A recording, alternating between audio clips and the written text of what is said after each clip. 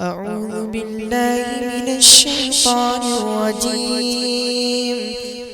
بسم الله الرحمن الرحيم.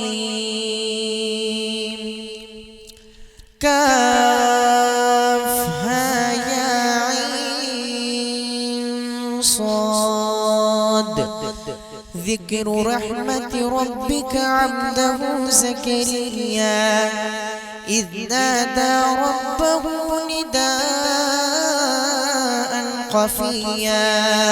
آج کا یہ خوبصورت جلسہ اور بیدار سامعین، یہ بہادر گنج پٹنہ کی سرزمین انشاءاللہ ایک تاریخ لکھے گی، 31 اکتوبر اور آج 1 نومبر. کیا کہا حلیمہ نے آپ کو سنبھالا ہے، کیا کہا حلیمہ نے آپ کو سنبھالا ہے. پوچھ خود حلیمہ سے کس نے کس کو پالا ہے.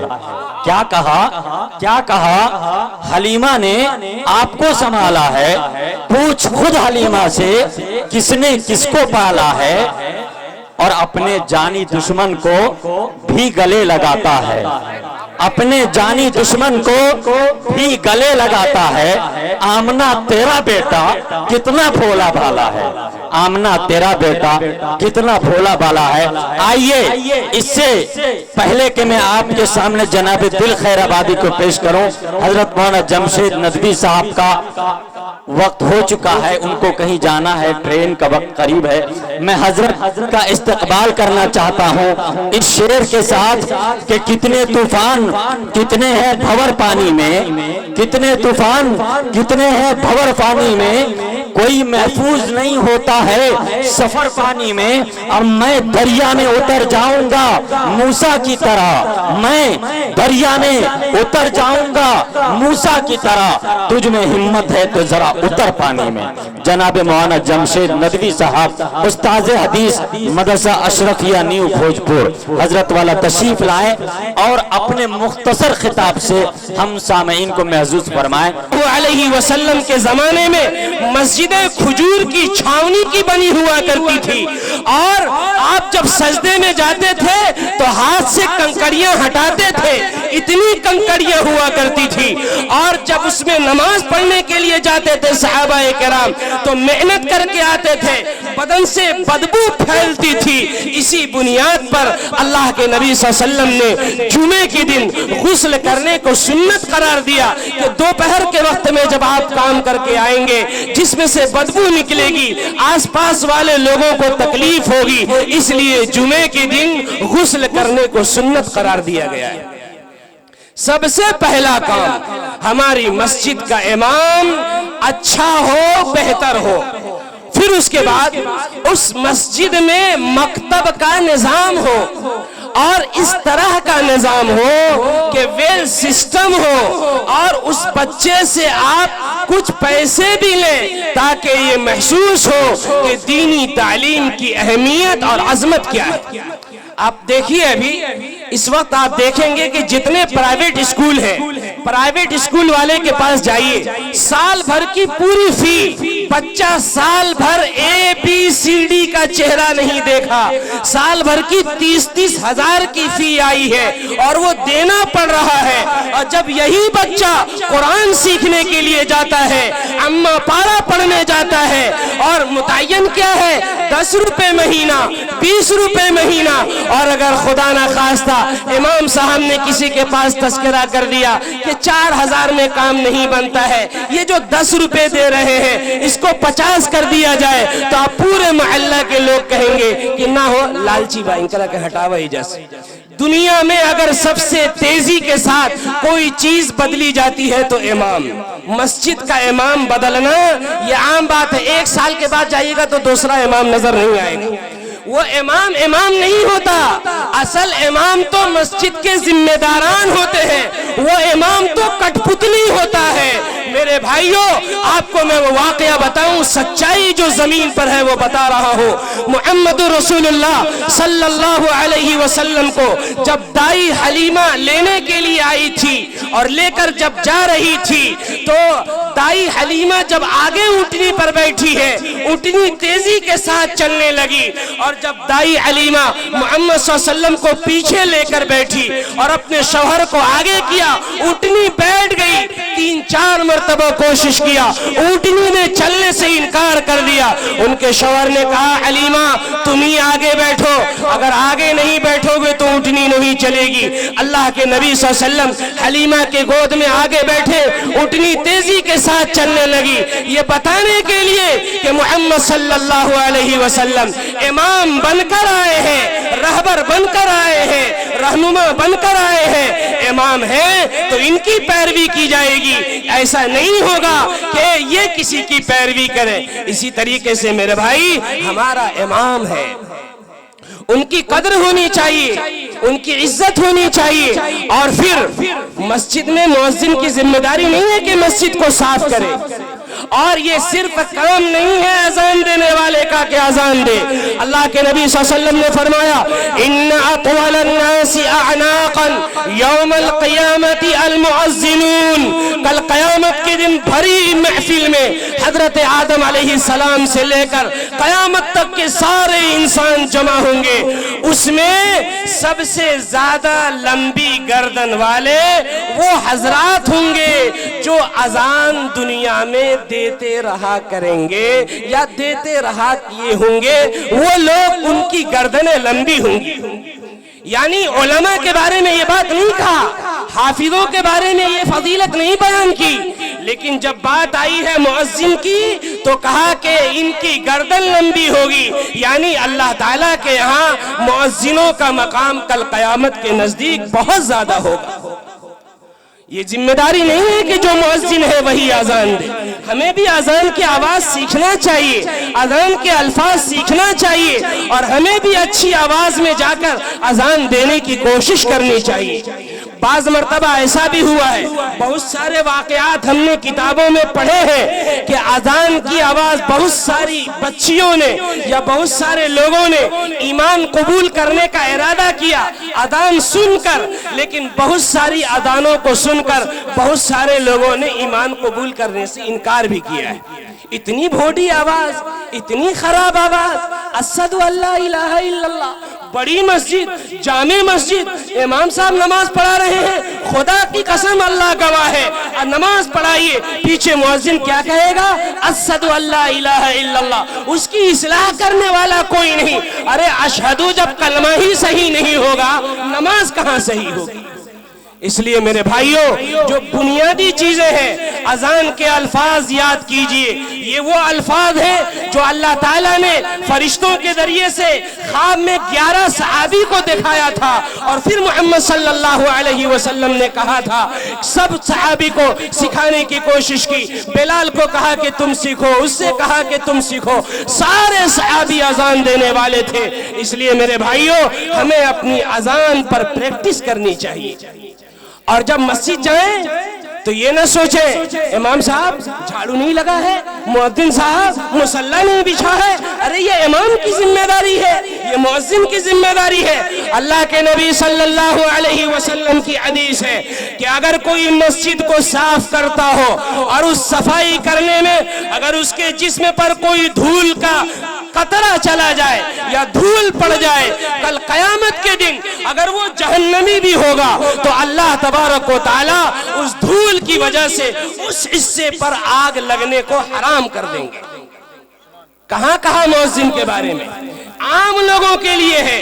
ارے اس میں تو کمپٹیشن ہونا چاہیے، جس کو اللہ تعالیٰ نے قرآن میں فرمایا سابقوا الی الخیرات، اے لوگوں نیکی کے کاموں میں کمپٹیشن کرو۔ یہ مسجد صفائی کرنا نیکی کا کام ہے، مسجد کے باتھ روم کو صاف کرنا یہ نیکی کا کام ہے، یہ عالم کا کام نہیں، یہ امام اور مؤذن کا کام نہیں، یہ صدر سیکریٹری کا کام نہیں ہے، ہم یہ اللہ کے لیے اس کام کو کریں گے۔ اور خدا نہ خواستہ کبھی کوئی لیٹ ہو جائے، یہ پیچھے پہنچنے والا آدمی، یہ اور عجیب و غریب چیزیں مسلمانوں کے درمیان ہے۔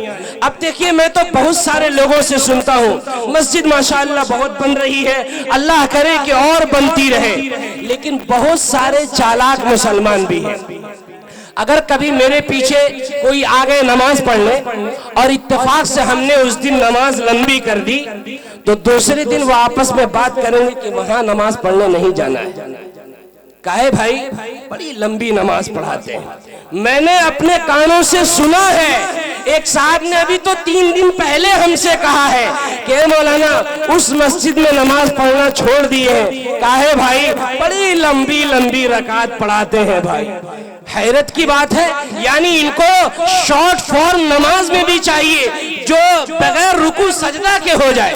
2 ہی منٹ میں بعد نمازی ایسے ہیں 2 ہی منٹ میں 4 رکعت۔ ارے بھائی کیا پڑھا اس میں، کیا پڑھا؟ رکوع بھی نہیں مکمل، سجدہ بھی نہیں مکمل، رکوع مکمل کرنا فرض، سجدہ مکمل کرنا فرض، دونوں رکوع کے درمیان صحیح طریقے سے کھڑا ہونا واجب، دونوں سجدے کے درمیان اطمینان سے بیٹھنا واجب۔ ابھی پورا سجدہ اٹھا نہیں پھر سجدے میں چلے گئے، نماز نہیں ہوگی۔ میں مفتی نہیں ہوں لیکن ضرور کہہ سکتا ہوں نماز نہیں ہوگی اگر آپ نے سجدہ سہو نہیں کیا ہوگا۔ اس لیے میرے بھائیوں اگر ہم نماز پڑھنے کے لیے جاتے ہیں تو نماز کے فرائض کو یاد کیجئے، وضو کے فرائض کو یاد کیجئے، غسل کے فرائض کو یاد کیجئے۔ ایسا نہ ہو کہ اگر کبھی کوئی پوچھے کہ غسل میں کتنا فرض ہے، آپ کہیں کہ 3 فرض ہے، نمبر 1 صابن دانی، نمبر 2 گرم پانی، اور نمبر 3 اوپر سے نیچے پانی پانی۔ ایسا مت بتا دیجئے۔ ہم نے ایک جگہ سنا وہ کہہ رہے کہ غسل کے فرض کیا ہے، تو وہ صابن دانی، گرم پانی، اوپر سے نیچے پانی پانی، 3 رکعت، 3 تو ہو ہی گیا، غسل ہو گیا، ادا ہو گیا۔ آج بھی بہت سارے لوگ ہیں جن کو غسل کرنے کا طریقہ نہیں معلوم ہے۔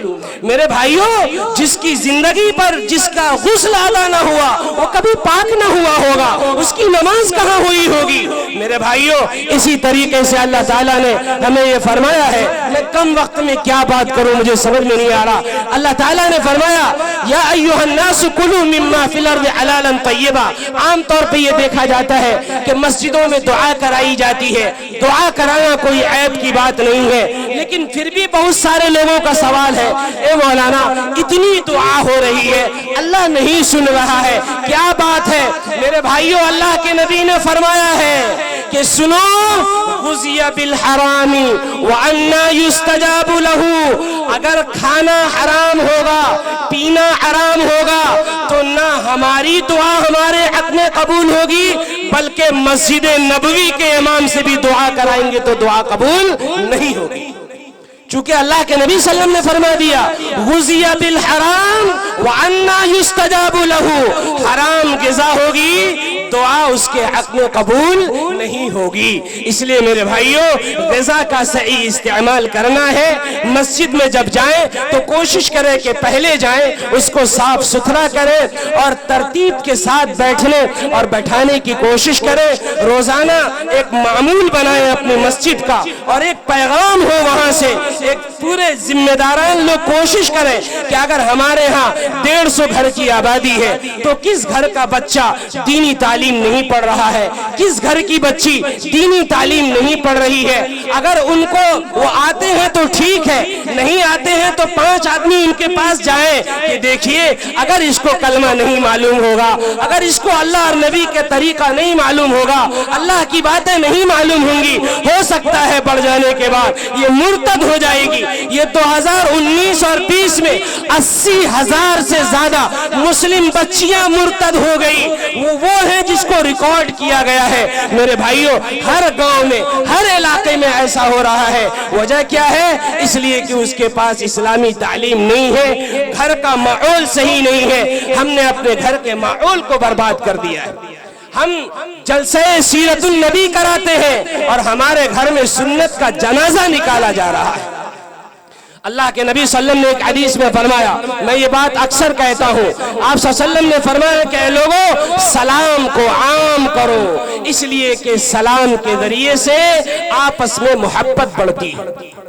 یہ صرف مولانا لوگوں کو سلام کرنے کے لیے بات نہیں کہا، بڑے لوگوں کو سلام کرنے کے لیے بات نہیں کہا، بلکہ گھر سے اس کی شروعات کرنی ہے۔ شوہر اپنی بیوی کو سلام کرے، بیوی اپنے شوہر کو سلام کرے، بیٹا اپنے باپ کو سلام کرے، لیکن ہمارے سماج میں مرد بیوی کو سلام کر دے، یہ نہ ہوئی، یہ نہیں ہوگا، یہ عیب سمجھا جاتا ہے۔ میرے بھائیوں، ایک سلام کے کرنے پر 30 نیکی کا وعدہ ہے۔ اگر آپ گھر میں داخل ہو، سلام کے ذریعے داخل ہوں گے۔ یہ نبی پاک علیہ السلام کی سنت بھی ہے کہ جب تم کسی گھر میں جاؤ تو 3 مرتبہ سلام کرو۔ پہلا سلام پرمیشن کے لیے، یہ جو جا کے کہتے کلو پپو، یہ کہنے کی ضرورت نہیں ہے۔ جائیں دروازے پر السلام علیکم ورحمت اللہ، ضرور اندر سے آواز آئے گی کون؟ تو آپ نے جو سلام کیا ہے، ایک تو پرمیشن کے لیے کیا، وہ بھی ہو گیا، اور 30 نیکی بھی آپ کو مل گئی۔ اب جب وہ نکلا پھر سلام کیجئے، ملاقات والا سلام، السلام علیکم ورحمت اللہ، مصافحہ بھی کیجئے، 30 نیکی مل گئی، 60 ہو گیا۔ اور جب وہاں سے نکلنے لگی تو اللہ کے نبی نے فرمایا کہ سلام کر کے رخصت ہو جاؤ، پھر السلام علیکم ورحمت اللہ، 3 مرتبہ سلام کیا، 90 نیکی مل گئی۔ اگر اپنے گھر میں یا دوسرے کے گھر میں دن میں اگر ہم نے 2 مرتبہ 3 مرتبہ یہ ٹرائی کر لیا تو دن میں 300 نیکیاں مل جائے گی۔ 60 سال کی زندگی میں اربوں خربوں نیکیاں ہو جائے گی، اور کل قیامت کے دن ایک نیکی کی بنیاد پر جنت و جہنم کا فیصلہ ہو جائے گا۔ ماشاءاللہ ماشاءاللہ۔ یہ کہاں ہے؟ گھر میں سلام کرنا، مرد اپنی بیوی کو سلام کرے، مصافحہ کرے، اور بیوی اپنے مرد کو سلام کرے اور مصافحہ کرے، اور اپنے گھر میں سلام کے ماحول کو عام کیجئے۔ اسی طریقے سے آج ہر ماں باپ اپنے بچوں کو موبائل دے رہا ہے، کوئی 8 بجے کھانا کھا رہا ہے، کوئی 10 بجے کھانا کھا رہا ہے، کوئی 12 بجے کھانا کھا رہا ہے، گھر کی عورتیں پریشان ہیں، جبکہ اللہ کے نبی صلی اللہ علیہ وسلم نے فرمایا کہ گھر کے لوگوں کو ایک جگہ بیٹھ کر کھانا کھانا چاہیے، اس میں برکت ہوتی ہے، اس میں محبت ہوتی ہے، اس میں اطمینان ہوتا ہے۔ اس لیے کھانا جب ایک جگہ کھایا جائے گا، گھر کی عورتوں کو پریشانی نہیں ہوگی، ایک جگہ بیٹھ کر ہر ایک کی دوسری کی ضرورت پوری ہو جائے گی، اور آپس میں محبت کا اضافہ ہوگا۔ آج جو میاں بیوی میں بناؤ نہیں، بھائی بہنوں میں بناؤ نہیں، بھائی بھائی میں بناؤ نہیں، اس کی وجہ یہ ہے کہ رشتہ داروں سے سلام غائب، رشتہ داروں سے دسترخوان غائب، رشتہ داروں سے محبت کی گفتگو غائب، جس کی بنیاد پر آج گھر سے چین و سکون ختم ہو چکا ہے۔ بے شک۔ اس لیے میرے بھائیوں، آج یہ ارادہ کر کے جائیے اس جلسے سے کہ ہم جس کسی مومن سے ملاقات کریں گے سلام کر کے کریں گے، اور ٹیسٹ نہیں لینا ہے۔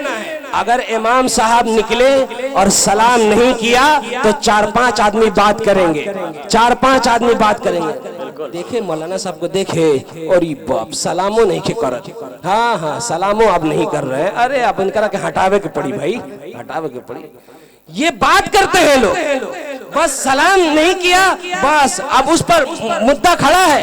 ارے محمد رسول اللہ صلی اللہ علیہ وسلم اگر چھوٹے بچے کو بھی دیکھتے تھے تو اگر وہ چاہتا سامنے والا کہ ہم سلام کریں، ابھی ارادہ بھی نہیں کرتا، محمد رسول اللہ صلی اللہ علیہ وسلم پہلے سلام کر دیتے تھے۔ یہ تھوڑی لکھا ہے امام صاحب سلام کریں گے، یہ تھوڑی لکھا ہے کہ علماء اور حفاظ سلام کریں گے، یہ تھوڑی لکھا ہے کہ داڑھی والا سلام کرے گا۔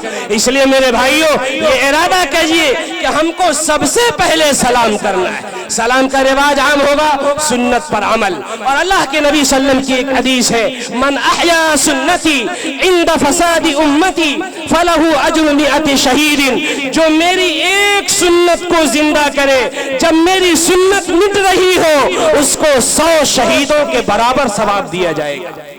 اس لیے اپنے گھروں میں اس رواج کو عام کیجیے۔ اور ایک اور بات کہ دیکھیے اللہ کے نبی صلی اللہ علیہ وسلم نے فرمایا استنجا جب کرنے کے لیے جاؤ تو ایک دعا پڑھو، اللہم انی اعوذ بک من الخبث والخبائث۔ پہلے تو لوگ دور دراز جایا کرتے تھے، ویسی بات نہیں تھی، اب تو جس روم میں آدمی رہتا ہے اسی میں لیٹرنگ باتھ روم اٹیچ کر دیتا ہے۔ میرے بھائیوں، آپ صلی اللہ علیہ وسلم نے جو دعا بتائی کہ اللہ میں تیری پناہ مانگتا ہوں گندگی سے اور خبیثوں سے، اس کا مطلب یہ ہے کہ گندی جگہ پر شیاطین اور یہ خبیث رہا کرتے ہیں، اگر دعا پڑھ کر جائیں گے وہ بھاگ جائے گا، اور دعا پڑھ کر نہیں جائیں گے وہ وہیں رہے گا۔ میرے بھائیوں، آج جو آتے ہیں مولانا صاحب بڑی دقت ہے گھر میں، اتنا پیسہ آ رہا ہے کہاں جا رہا ہے پتہ نہیں چل رہا ہے، کوئی تعویذ لکھ دیجئے، بڑا گھر میں انبن ہو گیا ہے۔ میرے بھائیوں، اسی گھر میں باتھ روم بنا ہے اور ہم دعا پڑھ کر نہیں جاتے، شیطان ہمارے گھروں میں پڑا ہوا ہے، خبیث ہمارے گھر میں بیٹھا ہوا ہے۔ جہاں شیطان ہوگا، جہاں خبیث ہوگا، وہاں اللہ کی رحمتوں کا نزول نہیں ہو سکتا ہے۔ اس لیے جب استنجا کرنے کے لیے جائیں تو دعا پڑھیں، اللہم انی اعوذ بک من الخبث والخبائث۔ اگر گھر کو جنت بنانا ہے تو یہ وہ چیزیں جو بنیادی چیزیں ہیں اس پر عمل کرنا ہے۔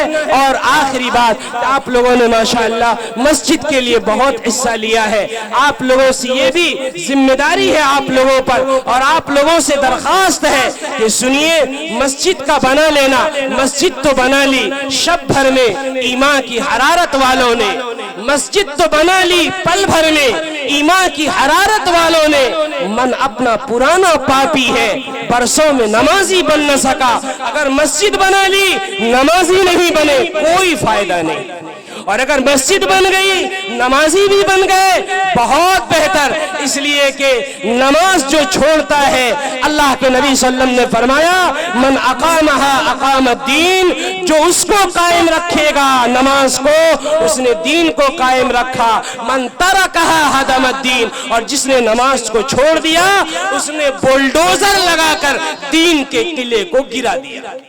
اس لیے مسجد کو عمل کے ذریعے آباد کرنا ہے، اور عمل میں صرف جمعہ نہیں ہے، عمل میں پانچوں وقت کی نماز ہر عاقل بالغ پر فرض ہے، اور موت سے پہلے تک یہ معاف بھی نہیں ہے۔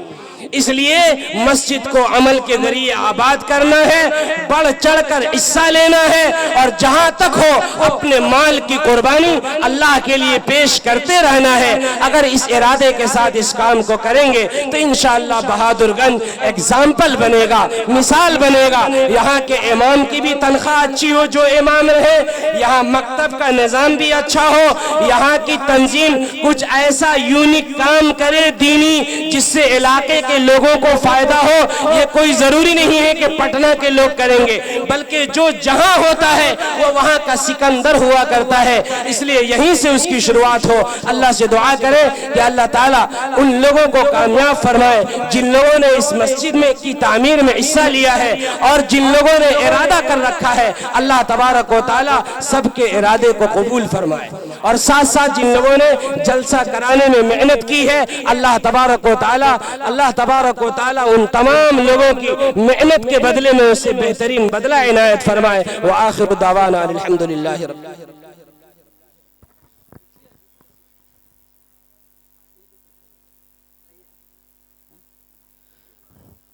جزاک اللہ خیرہ۔ یہ تھے حضرت اقدس مولانا جمشید ندوی صاحب دامت برکاتہم العالیہ، جو نہایت ہی بصیرت افروز خطاب سے ہم سامعین کو نواز رہے تھے، اور یہ پیغام دے رہے تھے کہ دیوانوں اٹھو ایک کام کرو، وہ بھی صبح و شام کرو، دیوانوں اٹھو ایک کام کرو، وہ بھی صبح و شام کرو، اسلام کا پرچم ہاتھ میں لو، پیغام نبوت عام کرو۔ اے کاش کبھی آقا آ کر یہ خواب میں ہم سے فرما دیں، اے کاش کبھی آقا آ کر یہ خواب میں ہم سے فرما دیں، یہ دنیا ہے یہاں چین کہاں، جنت میں چلو آرام کرو۔ آئیے دوستو، آج کا ہمارا یہ جلسہ ماشاءاللہ دائز پر باوقار علماء کرام کے ساتھ ساتھ سامعین بھی تشریف رکھتے ہیں۔